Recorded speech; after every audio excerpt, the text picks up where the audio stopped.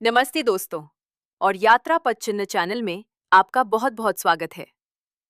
आज की हमारी यह यात्रा हमें यूरोप के दिल में बसे एक बेहद दिलचस्प और खूबसूरत देश जर्मनी ले जा रही है। एक ऐसा देश जो अपनी बियर, ब्रेड और सॉसेज के लिए तो मशहूर है ही, लेकिन यहाँ के कुछ अनूठे नियम, अजीबोगरीब परंपराएं और अनसुलझे रहस्य आपको पूरी तरह हैरान कर देंगे। तो चलिए बिना किसी देरी के हमारे साथ जर्मनी के इस अद्भुत सफर पर अपने कदम बढ़ाएं। नंबर 1, बियर, ब्रेड और सॉसेज का देश। जर्मनी एक बियर स्वर्ग है, जहां 1300 से अधिक ब्रूअरीज, शराब की भट्टियां चल रही हैं और लगभग 5000 विभिन्न प्रकार की बियर मौजूद है। यहाँ काम के बीच ब्रेक के दौरान बियर पीना तब तक प्रतिबंधित नहीं है जब तक कि पीने वाला नशे में धुत न हो जाए और फिर भी अपना काम ठीक से कर सके। जर्मनी में बियर केवल एक पेय नहीं है, ये 1516 के एक राष्ट्रीय कानून द्वारा नियंत्रित है, जिसे राइनहाइट्सगेबोट या बियर शुद्धता कानून के रूप में जाना जाता है। ये कानून निर्धारित करता है कि बियर केवल 4 सामग्रियों से बनाई जा सकती है: पानी, जौ, हॉप्स और खमीर। सदियों से जर्मन बियर की पहचान बन चुके शुद्ध स्वाद को बनाए रखने के लिए आश्चर्यजनक रूप से जर्मनी में बियर को केवल एक पेय नहीं माना जाता है, बल्कि इसे एक आवश्यक भोजन के रूप में भी वर्गीकृत किया गया है। लेंट के उपवास के दौरान जब मांस और डेयरी का सेवन पूरी तरह से प्रतिबंधित होता है, तो भिक्षु पोषण के अपने मुख्य स्रोत के रूप में बियर पर निर्भर रहते थे।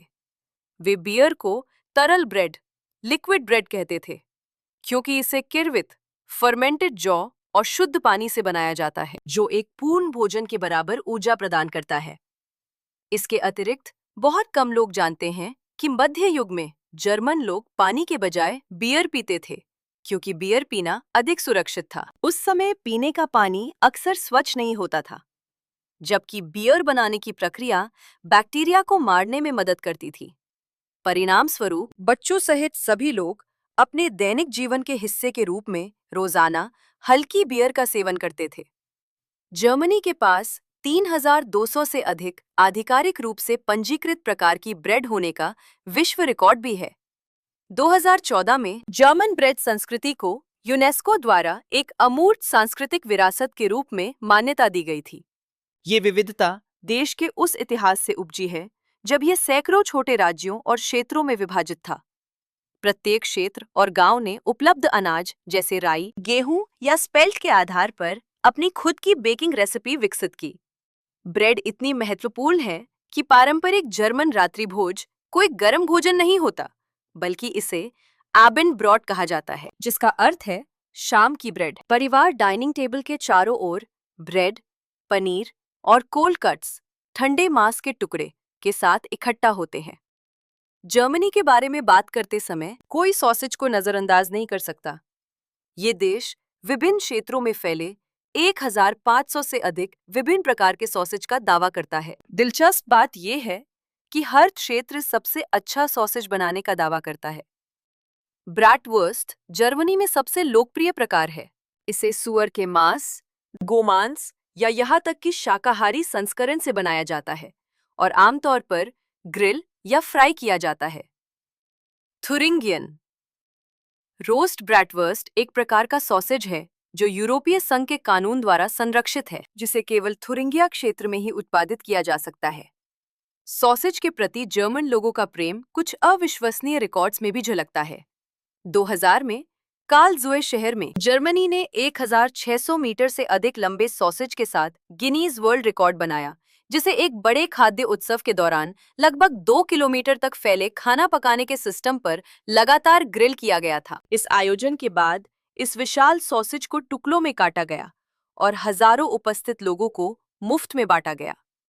यदि आप जर्मनी जाते हैं तो क्या आप यहाँ उपलब्ध सभी विभिन्न प्रकार की ब्रेड, बियर और सॉसेज का स्वाद लेना चाहेंगे? यदि हाँ, तो कमेंट में 1 लिखें। नंबर 2, जर्मनी में अजीब पाबंदियां। जर्मनी में कुछ ऐसे नियम हैं जो कई विदेशियों को अजीब और चौंकाने वाले लग सकते हैं। पहला नियम है पुरुषों के लिए शौचालय का उपयोग करते समय बैठकर पेशाब करने की आवश्यकता। अधिकांश देशों में जो पुरुष खड़े होकर पेशाब नहीं करते, उनका मजाक उड़ाया जा सकता है। लेकिन जर्मनी में ये बिल्कुल विपरीत है। रेस्तरां और सिनेमाघरों से लेकर निजी घरों तक आप ऐसे साइन बोर्ड पा सकते हैं जिनमें पुरुषों से शौचालय का उपयोग करते समय बैठने का अनुरोध किया जाता है। गंदगी को रोकने के लिए विस्तृत चित्र भी मौजूद हैं। 2004 में जर्मनी की एक कंपनी ने एक ऐसा शौचालय लॉन्च किया जिसमें से एक आवाज निकलती थी जो उपयोगकर्ताओं को शौचालय का उपयोग करते समय बैठने की याद दिलाती थी, जो जर्मनी के पूर्व चांसलर गेरहार्ड श्रोडर की आवाज की नकल थी। कई जगहों पर यदि आप जानबूझकर खड़े होकर पेशाब करते हैं तो आप पर जुर्माना लगाया जा सकता है। परेशानी से बचने के लिए नियमों 2015 की शुरुआत में जर्मनी में एक अजीबोगरीब मुकदमे को लेकर काफी हंगामा हुआ था, जहां एक मकान मालिक ने खड़े होकर पेशाब करने के लिए अपने किराएदार की जमा राशि डिपॉजिट काट ली थी, क्योंकि पेशाब में मौजूद यूरिक एसिड के कारण संगमरमर का फर्श खराब हो गया था। संक्षेप में, यदि आप जर्मनी जाते हैं तो असभ्य दिखने से बचने के लिए उनके रीति रिवाजों का पालन करना सबसे अच्छा है। अगला नियम भी उतना ही अनूठा है। ये बच्चों के अजीबोगरीब नाम रखने पर रोक लगाता है। जर्मन कानून कहता है कि नाम सीधे तौर पर बच्चे के मनोविज्ञान और भविष्य को प्रभावित कर सकते हैं। नाम से लिंग स्पष्ट रूप से पता चलना चाहिए और जीवन में बाद में उस नाम वाले व्यक्ति को शर्मिंदा नहीं होना चाहिए। सरकार को उन नामों को अस्वीकार करने का अधिकार है जिन्हें अनुपयुक्त माना जाता है, क्योंकि बाद में नाम बदलना एक बहुत ही जटिल और महंगी प्रक्रिया है। तीसरा नियम जो कई विदेशियों को आश्चर्यचकित करता है वह है मृत प्रियजनों की अस्थियों को घर पर रखने की मनाही। जर्मनी में अंतिम संस्कार के बाद अस्थियों को कानूनी नियमों के अनुसार दफनाया जाना चाहिए और किसी भी रूप में घर पर नहीं रखा जा सकता है। दफनाने की अनुमति केवल उन्हीं कब्रिस्तानों में है जिन्हें स्थानीय अधिकारियों द्वारा अधिकृत किया गया है। पारंपरिक दफन के अलावा जर्मनी अस्थियों को एक पेड़ के नीचे या समुद्र में दफनाने की अनुमति देता है, लेकिन यह केवल निर्दिष्ट स्मारक जंगलों या नियोजित क्षेत्रों में ही हो सकता है। अंत में एक ऐसा नियम है जो कई लोगों के पसीने छुड़ा देता है। देर से आने की अनुमति बिल्कुल नहीं है। जर्मनों के लिए समय की पाबंदी केवल एक आदत नहीं है बल्कि शिष्टाचार का विषय भी है। उनकी एक कहावत है कि 1 मिनट देर से आने की तुलना में 5 मिनट जल्दी पहुंचना बेहतर है। यह सिद्धांत कार्यस्थल में विशेष रूप से निर्माण श्रमिकों और तकनीकी क्षेत्रों में काम करने वालों के लिए सख्ती से लागू किया जाता है। जो लोग लचीले समय के आदी हैं, उनके लिए जर्मनी निश्चित रूप से एक बड़ी चुनौती पेश करेगा। यदि आप जर्मनी में अन्य अजीब पाबंदियों के बारे में जानना चाहते हैं तो नंबर 2 कमेंट करें। नंबर 3, जर्मनी और कुछ दिलचस्प तथ्य। क्या आपने कभी फैंटा ऑरेंज का स्वाद चखा है? ये पेय, जो ऐसा लगता है कि अमेरिका का प्रतीक है, वास्तव में जर्मनी में उत्पन्न हुआ था और इसकी पृष्ठभूमि उस मीठे स्वाद से बहुत दूर है जिसे हम जानते हैं। द्वितीय विश्व युद्ध के दौरान जर्मनी पर मित्र राष्ट्रों द्वारा कड़ी नाकेबंदी की गई थी, जिसके कारण वहां कोका कोला कारखानों को सामग्री की भारी कमी का सामना करना पड़ा। परिचित डार्क सोडा का उत्पादन जारी रखने में असमर्थ जर्मनी में एक अधिकारी को कारखाने को चालू रखने और हजारों श्रमिकों को बेरोजगारी के खतरे से बचाने के लिए एक साहसिक निर्णय लेने के लिए मजबूर होना पड़ा। उन्होंने अपनी टीम को निर्देश दिया कि जो कुछ भी उपलब्ध है उससे एक नया पेय बनाया जाए, जिसके परिणाम स्वरूप वे मट्ठा, जो पनीर उत्पादन का एक उप उत्पाद है, और साइडर उत्पादन से बचे हुए सेब के छिलकों का एक मिश्रण तैयार हुआ। उस अत्यधिक कमी के दौर से फैंटा का जन्म हुआ, जो जुगाड़ की भावना और एक ऐतिहासिक छाप दोनों का प्रतीक है। इसका नाम जर्मन शब्द फंतासी से प्रेरित था, जिसका अर्थ है कल्पना। एक और आश्चर्यजनक तथ्य ये है कि आज दुनिया भर में कई परिचित क्रिसमस परंपराएं भी जर्मनी से ही उत्पन्न हुई हैं। 16वीं सदी से ही जर्मन लोगों में एक क्रिसमस ट्री को अपने घरों में लाने और साल के अंत के उत्सवों के दौरान इसे सजाने का रिवाज रहा है। शुरुआत में ठंडी सर्दियों के बीच गर्म माहौल बनाने के लिए पेड़ को सेब, नट्स और जलाई हुई मोमबत्तियों से सजाया जाता था। इसके अतिरिक्त एक कहानी ये भी है कि सुधारक मार्टिन लूथर एक रात जंगल में टहलने के बाद और शाखाओं के माध्यम से टिमटिमाते तारों के दृश्य को देखकर हैरान रह गए और वे पेड़ पर मोमबत्तियां लगाने वाले पहले व्यक्ति बने। वे अपने बच्चों के लिए उस जादुई दृश्य को फिर से बनाना चाहते थे। ये परंपरा धीरे धीरे पूरे यूरोप में फैल गई और 19वीं शताब्दी में इंग्लैंड में विशेष रूप से लोकप्रिय हो गई, जब जर्मन मूल के प्रिंस एल्बर्ट ने महारानी विक्टोरिया से शादी करने पर इस रिवाज को अपनी नई मातृभूमि में लाया। इसके अलावा बहुत कम लोग जानते हैं कि जर्मनी दुनिया के सबसे घने रेलवे नेटवर्क में से एक का दावा करता है। 33,000 किलोमीटर से अधिक ट्रैक और लगभग 5,700 स्टेशनों के साथ सैद्धांतिक रूप से कोई भी लगभग हर गांव, यहाँ तक कि सबसे दूर दराज के गांवों तक ट्रेन से यात्रा कर सकता है। इंजीनियरिंग और शहरी नियोजन में यह एक महत्वपूर्ण उपलब्धि है। हालांकि एक दिलचस्प विरोधाभास मौजूद है। समय की पाबंदी के लिए विश्व स्तर पर प्रसिद्ध होने के बावजूद उनकी ट्रेनें अक्सर लेट होती हैं। ट्रेनों की देर से चलने की घटना एक परिचित मजाक, यहाँ तक कि एक राष्ट्रीय मीम बन गई है।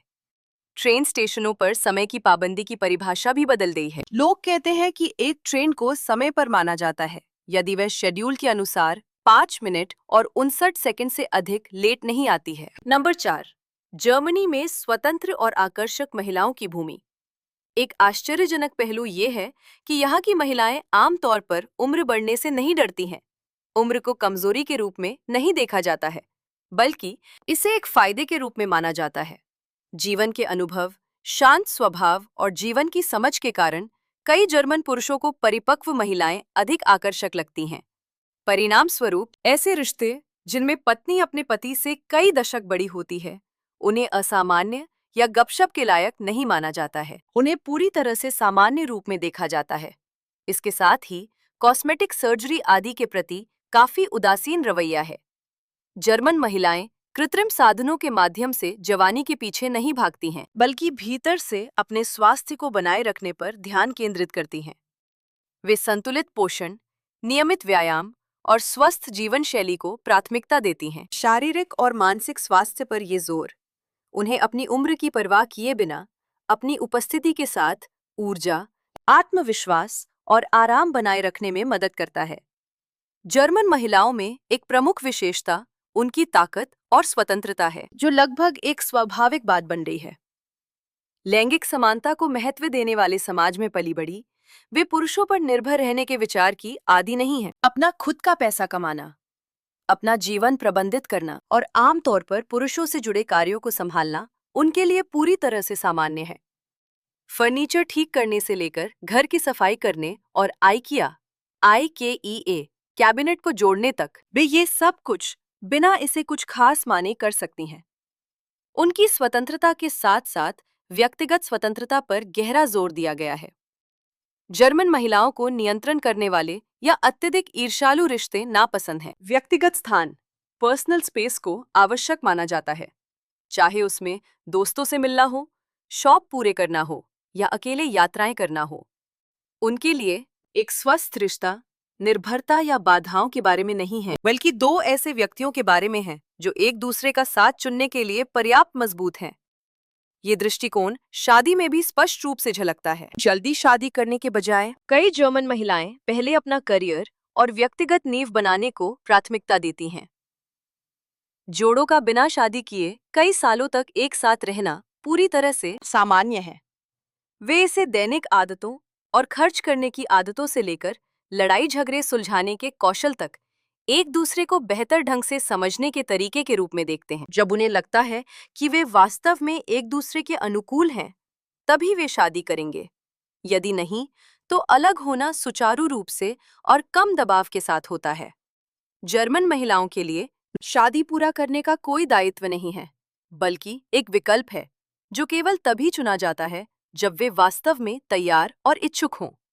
यदि आप किसी जर्मन महिला से जुड़ना और उसे डेट करना चाहते हैं, तो नंबर 4 के साथ एक कमेंट छोड़ें और मैं उनका दिल जीतने में आपकी मदद करने के लिए कुछ टिप्स साझा करूंगा। नंबर 5, जर्मनी में अनोखी प्रतियोगिताएं। जर्मनी न केवल अपने सख्त अनुशासन के लिए प्रसिद्ध है, बल्कि अपनी अजीबोगरीब और अविश्वसनीय प्रतियोगिताओं से दुनिया को हंसाने के लिए भी जाना जाता है। इनमें से एक मुख्य आकर्षण फिंगर रेसलिंग, उंगली कुश्ती है, जिसकी उत्पत्ति बवेरिया में हुई थी। ये स्पष्ट नहीं है कि अन्य जगहों पर चीजें कैसी हैं, लेकिन जर्मन पुरुष विशेष रूप से अपनी उंगलियों की ताकत को महत्व देते हैं। प्रत्येक मैच में दो प्रतिद्वंद्वी एक मेज पर एक दूसरे के सामने बैठते हैं और दोनों अपनी एक उंगली को एक छोटे चमड़े के लूप में डालते हैं। जब रेफरी शुरुआत का संकेत देता है तो दोनों प्रतियोगी अपनी पूरी ताकत से खींचते हैं ताकि अपने प्रतिद्वंदी को अपनी ओर ला सकें। जो मेज के पार खिंच जाता है वो हार जाता है और विजेता अगले दौर में पहुंच जाता है। ये सुनने में आसान लगता है, लेकिन मैच अक्सर कुछ ही सेकंड में समाप्त हो जाते हैं और उंगलियों का खिसकना या दर्द होना कोई असामान्य बात नहीं है। उसी बवेरियन क्षेत्र में एक और समान रूप से विचित्र प्रतियोगिता है, जिसे बड़ी नाक के लिए विश्व चैंपियनशिप के रूप में जाना जाता है। प्रारंभिक दौर के लिए अर्हता क्वालिफाई प्राप्त करने के लिए पुरुषों की नाक कम से कम 4 सेंटीमीटर चौड़ी या 6 सेंटीमीटर लंबी होनी चाहिए, जबकि महिलाओं की नाक लगभग 5 सेंटीमीटर लंबी होनी चाहिए। केवल वे ही जो इन मानदंडों को पूरा करते हैं फाइनल में जा सकते हैं। प्रतियोगिता में शामिल होने के बाद प्रतिभागी अपनी नाक को बड़ा दिखाने के लिए हर संभव कोशिश करते हैं, क्योंकि जज कुल लंबाई और चौड़ाई के आधार पर स्कोर करते हैं। एक दशक से अधिक समय पहले भाग लेने वाले ऑस्ट्रियाई प्रतियोगी हरमन मिंगर ने साझा किया कि उन्होंने अपनी नाक का विस्तार करने की उम्मीद में काफी धूम्रपान किया और बहुत सारी बियर पी।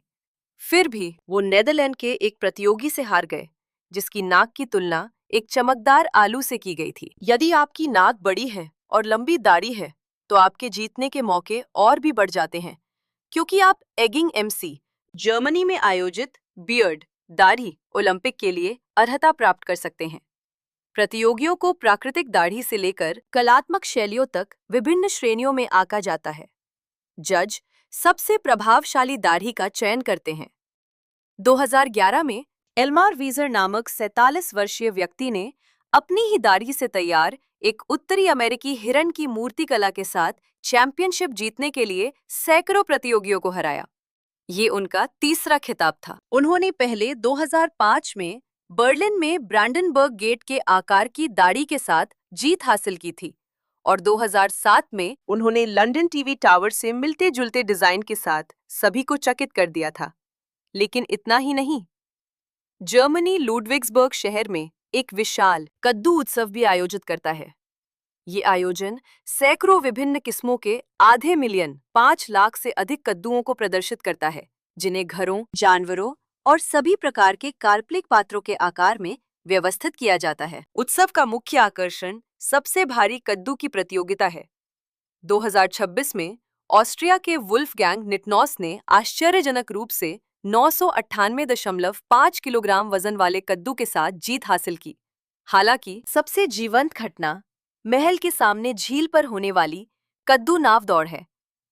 200 किलो या उससे अधिक वजन वाले कद्दुओं को खोखला करके नावें बनाई जाती हैं, जो इतनी बड़ी होती हैं कि अंदर एक व्यक्ति बैठ सके। रेसर्स को अपनी नावों को डूबने से बचाने के लिए जोर से पैडल मारना पड़ता है और भीड़ की जय जयकार के बीच जितनी जल्दी हो सके फिनिश लाइन तक पहुंचने का प्रयास करना पड़ता है। नंबर 6, सांस्कृतिक झटके, जिनका सामना आप जर्मनी में कर सकते हैं।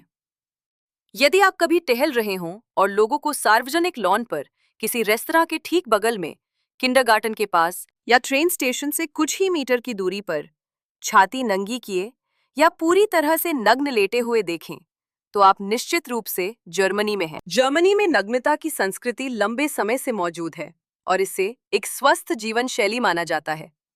कई लोगों का मानना है कि धूप सेकते या तैरते समय कपड़े न पहनना बेहतर स्वास्थ्य को बढ़ावा देता है और अपने साथ स्वतंत्रता और आराम की भावना प्रदान करता है। इस कारण से देश में कई निर्दिष्ट नग्न क्षेत्र हैं, जिन्हें अक्सर FK के लिखे हुए बोर्डों से चिन्हित किया जाता है। इन क्षेत्रों में अधिकांश लोग पूरी तरह से निर्वस्त्र होते हैं। कोई भी शर्मीला नहीं लगता और कोई भी दूसरों के शरीर की जांच नहीं कर रहा होता है। वास्तव में बिकनी या शालीन स्विमवियर पहनने से आप अधिक अलग दिख सकते हैं और कभी-कभी पूरी तरह से नग्न होने की तुलना में अधिक उत्सुक नजरों को आकर्षित कर सकते हैं। एक और सांस्कृतिक झटके की ओर बढ़ते हैं। बहुत कम लोग ये उम्मीद करेंगे कि मध्यमा उंगली मिडिल फिंगर दिखाना, जो कि कई जगहों पर गुस्से का एक सामान्य इशारा है, जर्मनी में न केवल असभ्य माना जाता है, बल्कि इसके लिए आपको भारी जुर्माना भी भरना पड़ सकता है। यहाँ इसे सम्मान का अपमान माना जाता है और कानून द्वारा दंडित किया जा सकता है। जुर्माना तय नहीं है, लेकिन आय और विशिष्ट परिस्थितियों के आधार पर इसकी गणना की जाती है, जो कुछ 100 से लेकर कई हजार तक हो सकती है। यहाँ तक कि 2024 में एक ऐसा मामला भी आया था, जहां जर्मनी में एक पेशेवर फुटबॉल खिलाड़ी पर मैच के दौरान सिर्फ अपनी मध्यमा उंगली उठाने के लिए 25,000 यूरो का जुर्माना लगाया गया था। एक और बात जो आपको हैरान कर सकती है, लेकिन बेहद खास है, वो ये है कि यदि आप जर्मनी में किसी प्रेजेंटेशन या ग्रेजुएशन समारोह में भाग लेते हैं, तो जर्मन लोग तरह सराहना व्यक्त करते हैं। अगर आपको सामान्य जोरदार तालियां न सुनाई दें, तो आश्चर्यचकित न हो। इसके बजाय कई लोग अपने सामने मेज पर हाथ थपथपाएंगे।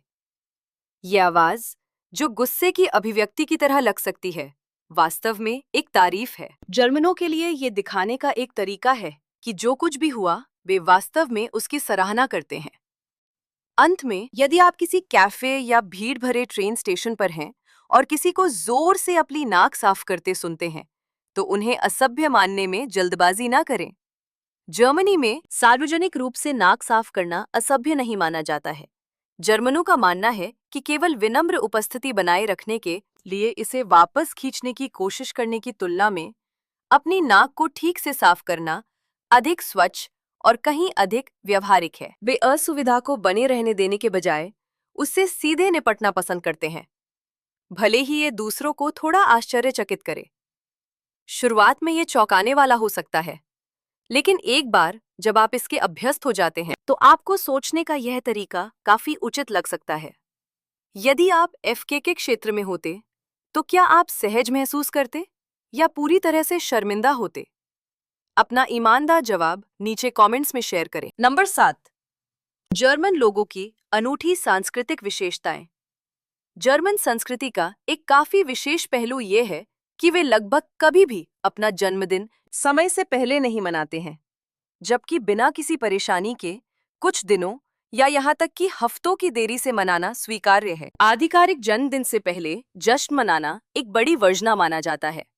जर्मन मानसिकता में समय से पहले जन्मदिन की पार्टी आयोजित करना दुर्भाग्य को जल्दी आमंत्रित करने का पर्याय है, और कोई भी अपने जीवन में दुर्भाग्य नहीं लाना चाहता, सिर्फ इसलिए कि वे मोमबत्तियां बुझाने के लिए उत्सुक हैं।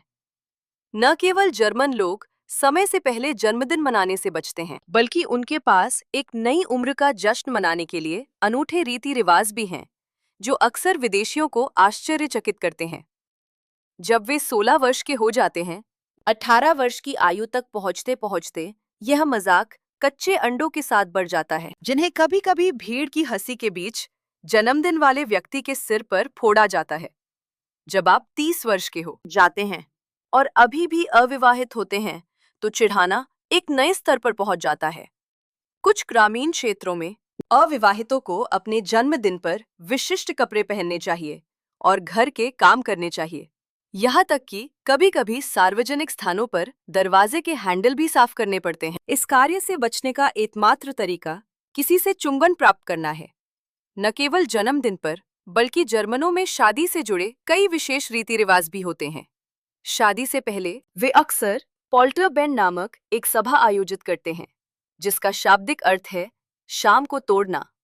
दोस्त, परिवार और पड़ोसी दूल्हा और दुल्हन के घर के बाहर इकट्ठा होते हैं, चीनी मिट्टी के बर्तन और गिलास लाते हैं ताकि उन्हें जमीन पर फेंक कर तोड़ा जा सके। हालांकि ये सुनने में बर्बादी लग सकता है, लेकिन ये कृत्य दुर्भाग्य को दूर भगाने और जोड़े को अपना वैवाहिक जीवन साफ सुथरे तरीके से शुरू करने में मदद करने का प्रतीक है। इसके बाद दूल्हा और दुल्हन को मिलकर उस गंदगी को साफ करना होता है, जो पारिवारिक जीवन में सहयोग करने, जिम्मेदारियां साझा करने और चुनौतियों पर काबू पाने की उनकी क्षमता की पहली परीक्षा होती है।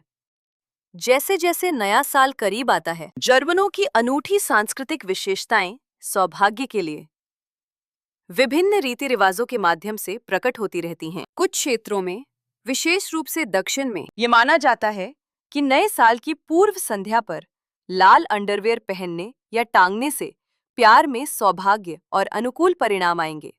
ये मान्यता बुरी आत्माओं और दुर्भाग्य के खिलाफ एक सुरक्षा कवच के रूप में लाल रंग की प्राचीन धारणाओं से उपजी है। नए साल के जश्न के दौरान जर्मन लोग अक्सर एक दूसरे को छोटे उपहार देते हैं, जो समृद्धि का प्रतीक होते हैं। एक गुलाबी सूअर की छवि को सबसे लोकप्रिय प्रतीक माना जाता है, जिसकी उत्पत्ति मध्य युग से हुई है, जब सूअर रखने का मतलब प्रचुरता होता था। इसके अतिरिक्त आप चिमनी साफ करने वालों चिमनी स्वीप्स की छोटी आकृतियों को देख सकते हैं, जिन्होंने काले कपड़े पहने होते हैं, एक सपाट टोपी पहनी होती है और एक पारंपरिक झाड़ू पकड़ी होती है। जर्मन लोक कथाओं में चिमनी साफ करने वाले सौभाग्य लाते हैं, क्योंकि उन्हें ऐसे व्यक्ति के रूप में देखा जाता है जो दुर्भाग्य को दूर करते हैं, और इस प्रतीक को उपहार में देना एक उम्मीद भरे और समृद्ध नए साल की शुभकामनाएं भेजने के समान है। नंबर 8, जर्मन अरबपति इतने निजी क्यों रहते हैं? दुनिया भर में लगभग हर कोई जानता है कि जेफ बेजोस कैसे दिखते हैं और उन्हें पहचानना आसान है। इलॉन मस्क आज ग्रह के सबसे अमीर अरबपति हैं। हालांकि यदि आप विकिपीडिया खोलने का प्रयास करते हैं, चाहे अंग्रेजी में या जर्मन में, तो आपको किसी भी जर्मन अरबपतियों की स्पष्ट तस्वीर खोजना काफी मुश्किल लगेगा। अपनी अपार संपत्ति के बावजूद वे सुर्खियों और जनता की नजर से गायब लगते हैं। आंकड़े बताते हैं कि जर्मनी में लगभग 114 अरबपति हैं, जिनमें से अधिकांश खुदरा, विनिर्माण और निर्माण क्षेत्रों से आते हैं। ये आंकड़ा यूके से दोगुना है। जर्मनी में 45 सबसे अमीर लोगों की कुल संपत्ति आधी गरीब आबादी की कुल संपत्ति के बराबर है। हालांकि अमेरिका या फ्रांस में अति अमीरों के विपरीत, जो अक्सर मशहूर हस्तियों के रूप में मीडिया में दिखाई देते हैं, जर्मन अरबपति पूर्ण मौन बनाए रखना चुनते हैं। एक महत्वपूर्ण कारण सुरक्षा चिंताओं में निहित है।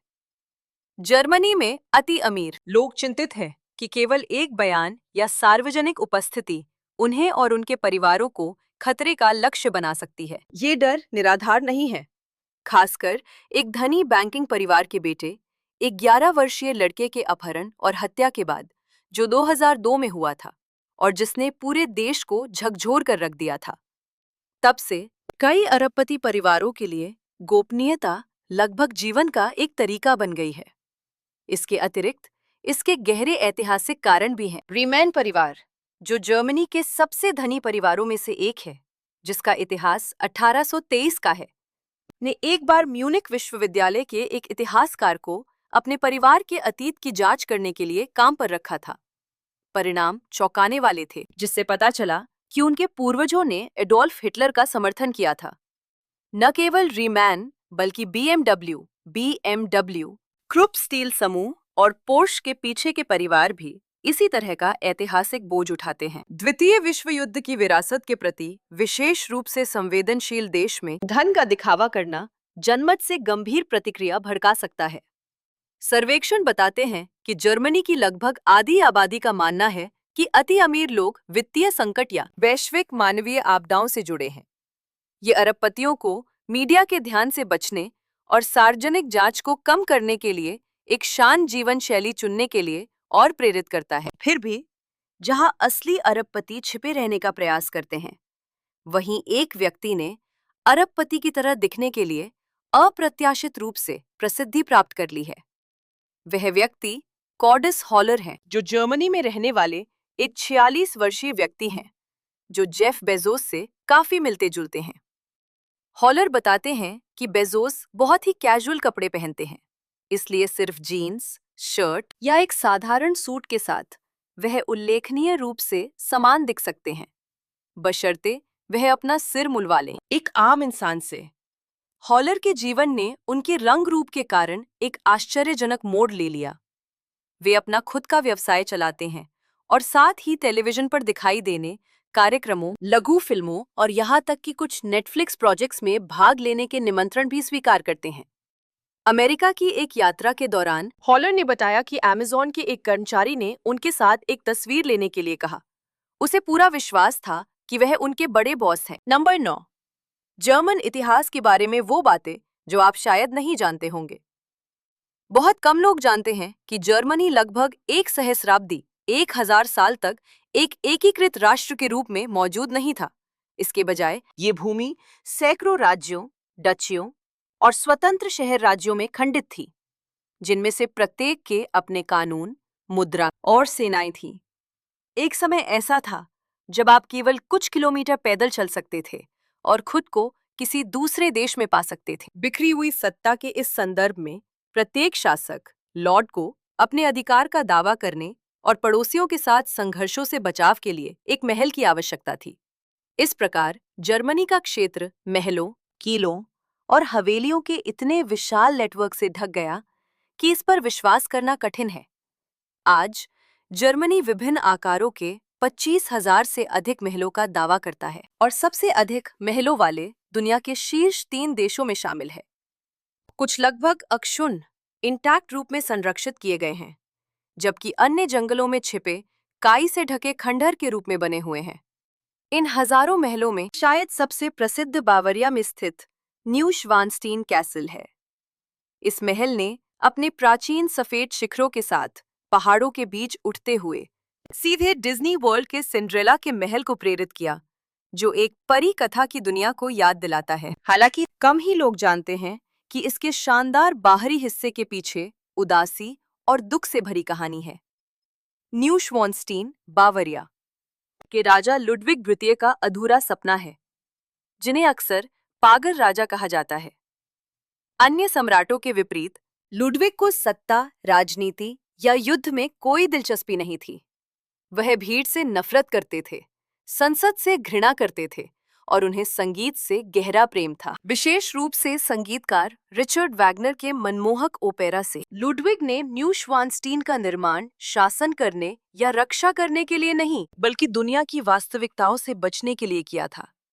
उन्होंने एक ऐसा महल बनाने के लिए शाही खजाने को खाली कर दिया और भारी कर्ज लिया, जो उनकी कल्पना से बाहर निकला हुआ लगता था।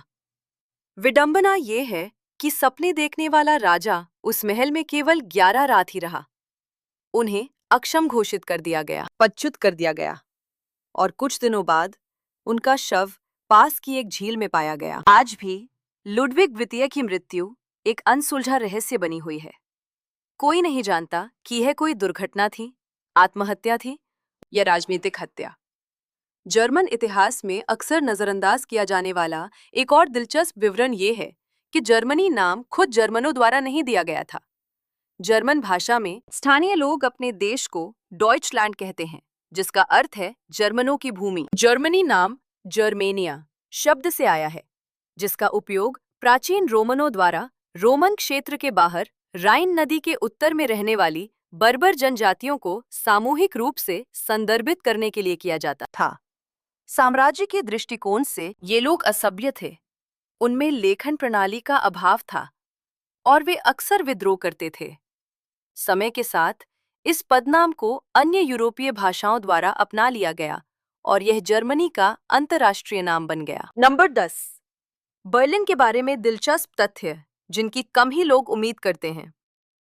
सबसे पहले, क्या आप जानते हैं कि राजधानी बर्लिन क्षेत्रफल में पेरिस से 9 गुना बड़ा है? फिर भी इसका जनसंख्या घनत्व सिटी ऑफ लाइट पेरिस का केवल 1/5 हिस्सा है।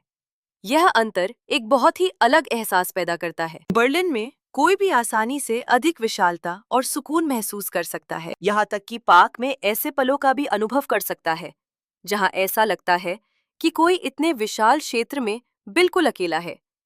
ये सुखद एहसास तब और भी गहरा हो जाता है जब आपको पता चलता है कि बर्लिन को जर्मनी का सबसे हरा भरा शहर माना जाता है।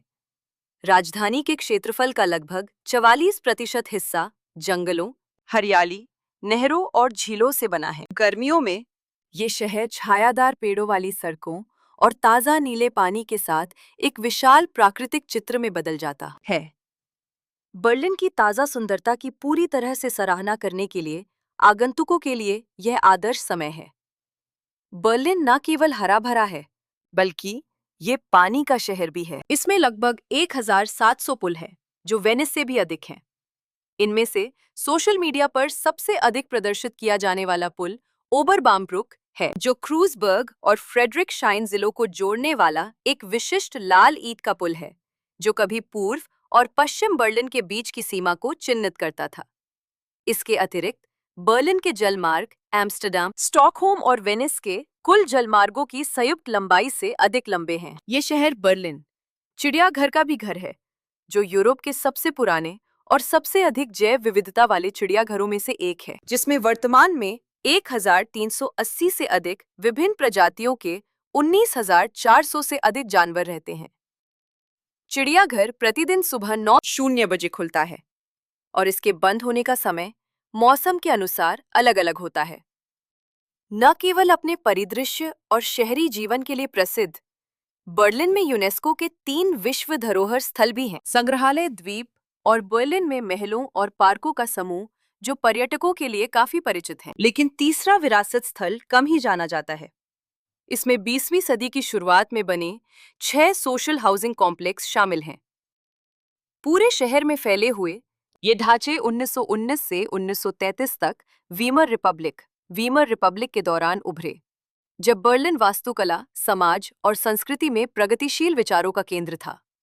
आम पर्यटक रास्तों से दूर होने के कारण इन्हें अक्सर भूली हुई विरासत के रूप में माना जाता है। अंत में विभिन्न आकारों के लगभग 200 संग्रहालयों के साथ बर्लिन को एक ऐसा शहर कहा जाता है जहां एक साल में बारिश के दिनों से अधिक संग्रहालय हैं।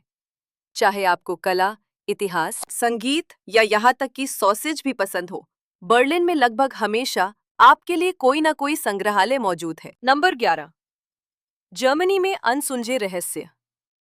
हार्ज में ब्रोकन के शिखर पर कई पहली बार आने वाले आगंतुक एक अविस्मरणीय क्षण का अनुभव करते हैं, जब वे धुंध में अपने सामने एक विशाल आकृति प्रकट होते देखते हैं। ये परछाई एक मानव रूप जैसी दिखती है, जो अपने वास्तविक आकार से कई गुना बड़ी होती है, इंद्रधनुष की तरह प्रकाश के धुंधले घेरे से घिरी होती है।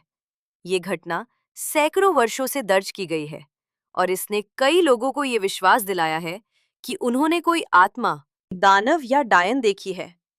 आश्चर्य की बात यह है कि यह परछाई दर्शक की हल्की सी हलचल के साथ ही चलती है। जब वे अपना हाथ उठाते हैं तो ये अपना हाथ उठाता है, और जब वे किनारे की ओर बढ़ते हैं तो ये उसी के अनुसार खिसक जाती है। आज विज्ञान इस घटना को ब्रोकन स्पेक्ट्रे कहता है और सुझाव देता है कि ये तब होता है जब सूरज की रोशनी पर्वत की चोटी पर खड़े व्यक्ति के पीछे से चमकती है और सामने घने कोहरे को भेदती है। हालांकि अभी भी कुछ ऐसे पहलू हैं जो स्पष्ट नहीं हैं। ये घटना हमेशा तब दिखाई नहीं देती जब कोहरा और धूप हो और समान स्थिति में खड़े हर व्यक्ति को एक ही छवि नहीं दिखाई देती। कुछ लोगों को परछाई बहुत स्पष्ट दिखाई देती है, जबकि अन्य को केवल एक हल्की रोशनी महसूस होती है। और यहाँ तक कि जब वे एक दूसरे के बगल में खड़े होते हैं तो भी केवल एक व्यक्ति इसे देख सकता है। इस अप्रत्याशितता ने ब्रोकन को चुड़ैलों और प्राचीन अनुष्ठानों की किंवदंतियों से जुड़ा स्थान बना दिया है। विशेष रूप से अप्रैल के अंत में वाल्परगीज की रात, वाल्परगीज नाच पर, जब स्थानीय लोगों का मानना है कि मानव दुनिया और अदृश्य दुनिया के बीच की सीमा सबसे पतली हो जाती है। ब्रोकन से बहुत दूर नहीं, म्यूनिख शहर में जर्मनी की सबसे महत्वपूर्ण धार्मिक इमारतों में से एक फ्राउनकिर्चे में एक अजीबोगरीब निशान मौजूद है। प्रवेश द्वार के पास नेव के पत्थर के फर्श पर जमीन पर एक काला पदचिह्न छपा है, जो एक खड़े आदमी के जूते जैसा दिखता है। इस पदचिह्न के इर्द गिर्द विवाद इस तथ्य से उत्पन्न होता है कि ठीक उसी स्थान पर खड़े होने पर कोई भी व्यक्ति चर्च की कोई खिड़की शायद ही देख पाता है, जबकि आसपास का क्षेत्र रोशनी से भरा होता है। बस कुछ कदम दूर जाने पर पूरी रंगीन कांच की खिड़की साफ साफ दिखाई देने लगती है। ये घटना बिना किसी बदलाव के सदियों से बनी हुई है।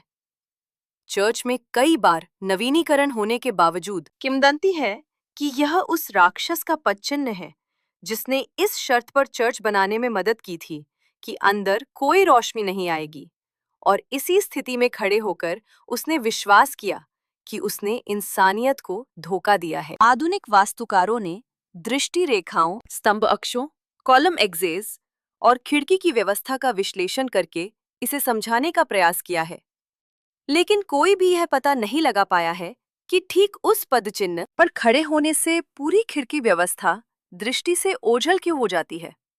इससे भी अधिक हैरान करने वाली बात यह है कि ये प्रभाव लगभग सभी के लिए होता है, चाहे उनकी ऊंचाई या खड़े होने का कोण कुछ भी हो। और यह दिन के समय पर निर्भर नहीं करता है। आज भी चर्च के फर्श पर पद चिन्ह जस का तस बना हुआ है, जिसे ना तो ढका गया है और ना ही मिटाया गया है, जो इस बात की याद दिलाता है कि सबसे सावधानी पूर्वक डिजाइन की गई संरचनाओं में भी ऐसी घटनाएं मौजूद हैं जिन्हें मानवता अभी तक पूरी तरह से समझा नहीं पाई है। नंबर 12, जर्मनी में दिलचस्प त्योहार। कोलोन में कार्निवल जर्मनी के सबसे बड़े और सबसे पुराने स्ट्रीट त्योहारों में से एक है। आमतौर पर यह हर साल फरवरी के अंत या मार्च की शुरुआत में होता है। इस दौरान पूरा शहर एक पूरी तरह से अलग स्थिति में प्रवेश करता प्रतीत होता है। लोग ऐतिहासिक शख्सियतों और कॉमिक बुक के किरदारों से लेकर ऐसे परिधानों तक सभी विषयों की वेशभूषा पहनते हैं जो राजनीतिक मुद्दों पर व्यंग्य करते हैं। कार्निवल की केंद्रीय गतिविधि भव्य परेड है, जिसमें सबसे उल्लेखनीय रोसन मॉन्टैग के दिन होती है, जब सैकड़ों झांकियां शहर के केंद्र से गुजरती हैं और सड़कों पर कतार में खड़ी भीड़ पर कैंडी, फूल और छोटे उपहार फेंकती हैं।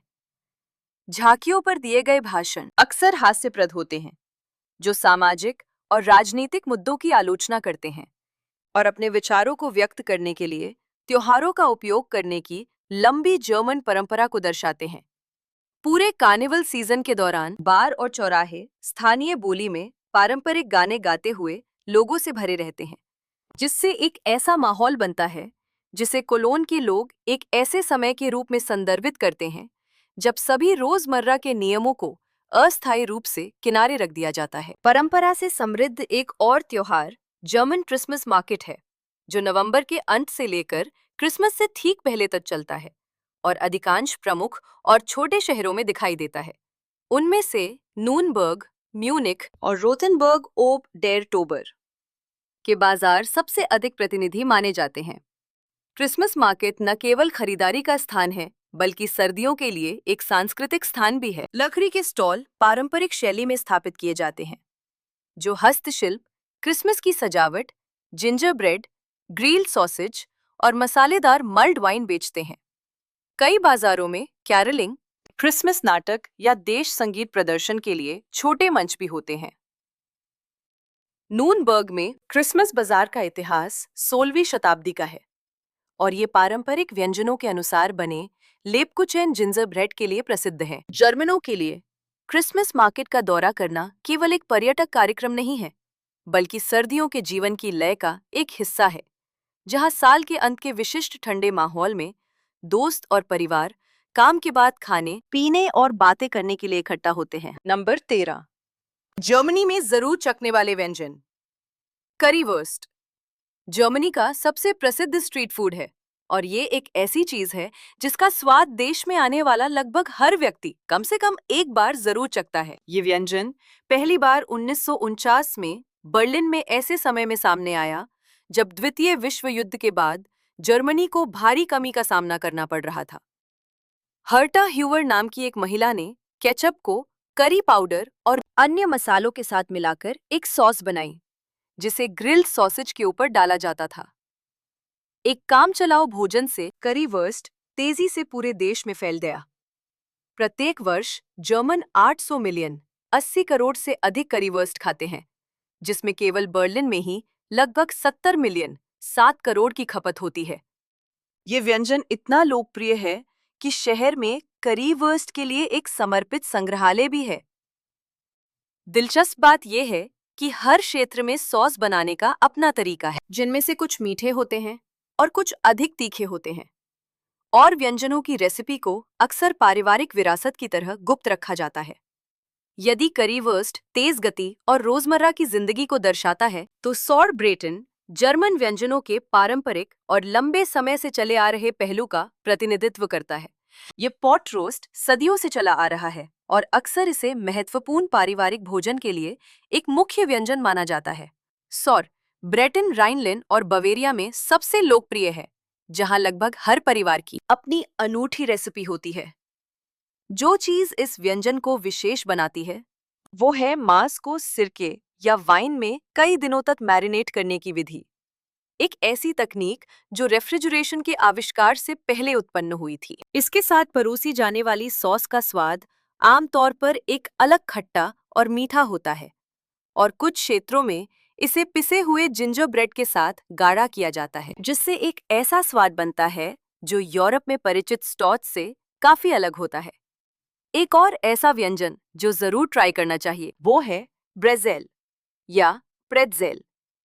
इस प्रकार की ब्रेड सैकड़ों वर्षों से मौजूद है और इसका विशिष्ट मुड़ा हुआ आकार दक्षिणी जर्मन संस्कृति का हिस्सा बन गया है। ब्रेज़ेल न केवल एक नाश्ता है, बल्कि इसे आमतौर पर हल्के भोजन के दौरान मुख्य व्यंजन के रूप में भी परोसा जाता है, जिसके साथ अक्सर सॉसेज, पनीर या मक्खन होता है। बवेरिया में ब्रेज़ेल लगभग हमेशा पारंपरिक बियर गार्डन में बियर के साथ दिखाई देता है, इस हद तक कि इस ब्रेड के बिना बियर को अधूरा माना जाता है। इसके अतिरिक्त श्वार्ज़वाल्डर किर्शटॉर्टे है, जिसे आमतौर पर ब्लैक फॉरेस्ट केक के रूप में जाना जाता है। ये मिठाई ब्लैक फॉरेस्ट क्षेत्र से उत्पन्न हुई है और किर्शवासर एक चेरी स्नैप्स के साथ निकटता से जुड़ी हुई है। जर्मनी में पारंपरिक मानकों के अनुसार किर्शवासर के बिना ब्लैक फॉरेस्ट केक को प्रामाणिक नहीं माना जाता है, चाहे वह कितना भी समान क्यों न दिखे। ये इस बात पर प्रकाश डालता है कि जर्मन लोग अपने पारंपरिक व्यंजनों के नाम और मूल्य की रक्षा कैसे करते हैं। ब्लैक फॉरेस्ट केक न केवल दुनिया भर में निर्यात किए जाने के लिए प्रसिद्ध है, बल्कि ये जर्मन पाक मानसिकता का भी प्रतिनिधित्व करता है, जहां प्रत्येक व्यंजन इतिहास, क्षेत्रीय पहचान और सख्त पाक नियमों से जुड़ा हुआ है। नंबर 14, जर्मनी की यात्रा के लिए टिप्स। जर्मनी में सार्वजनिक परिवहन का उपयोग करते समय विदेशी यात्रियों द्वारा की जाने वाली सबसे आम गलतियों में से एक, ट्रेन में चढ़ने से पहले अपने टिकट की जांच या उसे मान्य वैलिडेट करना भूल जाना है। कई शहरों में आप एक टिकट खरीदते हैं, लेकिन यात्रा करने से पहले आपको उस प्लेटफॉर्म पर मौजूद एक मशीन पर स्वयं मान्य करना होता है। वहां कोई टिकट बैरियर नहीं होते हैं, जिससे कई लोग गलती से ये मान लेते हैं कि किसी और कार्रवाई की आवश्यकता नहीं है। हालांकि निरीक्षक, टिकट चेकर अक्सर अप्रत्याशित रूप से दिखाई देते हैं और यदि आपका टिकट मान्य नहीं किया गया है तो आपको बिना टिकट यात्रा करने वाला माना जाएगा और आपको लगभग 60 यूरो के जुर्माने का सामना करना पड़ सकता है, भले ही आपके हाथ में टिकट हो। एक और स्थिति जो कई यात्रियों को भ्रमित करती है वो लंबी दूरी की ट्रेनों में आरक्षण प्रणाली है। आईसीई या आईसी ट्रेनों में यात्रा करते समय टिकट होने से एक निश्चित सीट की गारंटी नहीं होती है, जब तक कि आप आरक्षण के लिए अतिरिक्त शुल्क का भुगतान नहीं करते। यदि आप ऐसी सीट पर बैठते हैं जिसमें इलेक्ट्रॉनिक डिस्प्ले पर किसी और का नाम या अलग यात्रा दिख रही है, तो आपको खड़े होने के लिए कहा जाएगा, भले ही ट्रेन काफी खाली हो। ये अक्सर होता है और इसे असभ्य नहीं माना जाता है, क्योंकि सिस्टम के अनुसार सीट आरक्षित की गई है। सुपरमार्केट और सुविधा स्टोर में कई लोगों को ये देखकर आश्चर्य होता है कि बोतल बंद पानी काफी महंगा है। इसका कारण ये है कि जर्मनी में अधिकांश प्लास्टिक और कांच की बोतलें फैंड नामक डिपॉजिट के साथ आती हैं, जो आमतौर पर लगभग 0.25 यूरो प्रति बोतल होती है। जब आप खरीदारी करते हैं तो आप इस अतिरिक्त शुल्क का भुगतान करते हैं और इसे केवल तभी वापस पा सकते हैं जब आप सुपरमार्केट में बोतल वापस करने वाली मशीन में खाली बोतल वापस करते हैं। यदि आप बोतल को फेंक देते हैं या वापसी प्रक्रिया से अनजान हैं, तो आप प्रभावी रूप से वह पैसा खो देते हैं। यह कोई चाल नहीं है, बल्कि एक अनिवार्य रीसाइक्लिंग पुनर्चक्रण प्रणाली है और यदि पर्यटक ध्यान न दे तो वे आसानी से इसे चूक सकते हैं। एक और महत्वपूर्ण बात यह है कि शोर नियमों को सख्ती से लागू किया जाता है। रात 10 बजे के बाद होटल, किराए के अपार्टमेंट या आवासीय क्षेत्रों में तेज आवाज करने से पड़ोसी पुलिस को बुला सकते हैं। इसमें तेज संगीत बजाना, लकड़ी के फर्श पर सूटकेस को शोर करते हुए घुमाना या कुछ इमारतों में देर रात कपड़े धोना भी शामिल है। जर्मनी में ये कोई मामूली बात नहीं है और पुलिस निश्चित रूप से चेतावनी या जुर्माना जारी कर सकती है। नंबर 15, जर्मनी में रहने की लागत, कॉस्ट ऑफ लिविंग। जर्मनी आने पर कई लोगों के लिए सबसे आम चिंताओं में से एक इस अग्रणी यूरोपीय देश में रहने की लागत है। वास्तविकता में शहर के आधार पर जर्मनी में जीवन स्तर काफी भिन्न होता है। बर्लिन या म्यूनिक जैसे प्रमुख शहरी क्षेत्रों में एक बेडरूम वाले अपार्टमेंट का किराया आमतौर पर $900 से $1,500 प्रति माह के बीच होता है। इसके विपरीत लीपजिग या ड्रेसडेन जैसे छोटे और शांत शहरों में कीमतें अधिक किफायती हैं, जो लगभग $500 से $800 तक होती हैं। खर्चों को बचाने के लिए कई लोग घर पर खाना बनाना पसंद करते हैं। औसतन मासिक भोजन की लागत लगभग $300 से $400 तक होती है। यदि आप बाहर खाना खाते हैं तो जर्मनी में कैजुअल रेस्तरां उचित मूल्य पर भोजन प्रदान करते हैं। एक साधारण भोजन की कीमत आमतौर पर $10 और $20 के बीच होती है, जो सॉसेज, सैंडविच या ड्राफ्ट बियर जैसे परिचित व्यंजनों का आनंद लेने के लिए पर्याप्त है। जर्मनी की सार्वजनिक परिवहन प्रणाली कवरेज और समय की पाबंदी के लिए अत्यधिक मानी जाती है। ट्रेनों, बसों या सबवे के लिए मासिक टिकट आमतौर पर $60 से $100 तक होते हैं। जो लोग वर्कआउट करना पसंद करते हैं, उनके लिए जिम की सदस्यता का खर्च स्थान और दी जाने वाली सेवाओं के आधार पर लगभग $30 से $70 प्रति माह होता है। कुल मिलाकर जर्मनी में रहने की औसत लागत आमतौर पर किसी के निवास और जीवन शैली के आधार पर $1,200 से $2,300 प्रति माह के बीच आती है। खर्च के इस स्तर के साथ कई लोग अभी भी आधुनिक यूरोप के मध्य में एक आरामदायक और स्थिर जीवन का आनंद ले सकते हैं। और ये थे जर्मनी के बारे में 15 दिलचस्प तथ्य। हमें उम्मीद है कि इन तथ्यों ने आपको इस आकर्षक देश पर एक नया दृष्टिकोण प्रदान किया होगा। यदि आपको वीडियो मददगार लगा तो लाइक, सब्सक्राइब करना और नोटिफिकेशन बेल को ऑन करना ना भूलें, ताकि आप हमारी आगामी यात्राओं को मिस ना करें। आपको कौन सा तथ्य सबसे ज्यादा प्रभावित किया? कृपया नीचे एक कमेंट छोड़ें। हम आपके विचार सुनना पसंद करेंगे। यात्रा पदचिह्न चैनल के साथ जुड़े रहने और अपना बहुमूल्य समय देने के लिए आपका बहुत बहुत धन्यवाद। हमारी ऐसी ही रोमांचक और ज्ञानवर्धक यात्राओं का हिस्सा बने रहने के लिए यात्रा पदचिह्न को जरूर सब्सक्राइब करें। मिलते हैं अगले वीडियो में एक नए गंतव्य के साथ।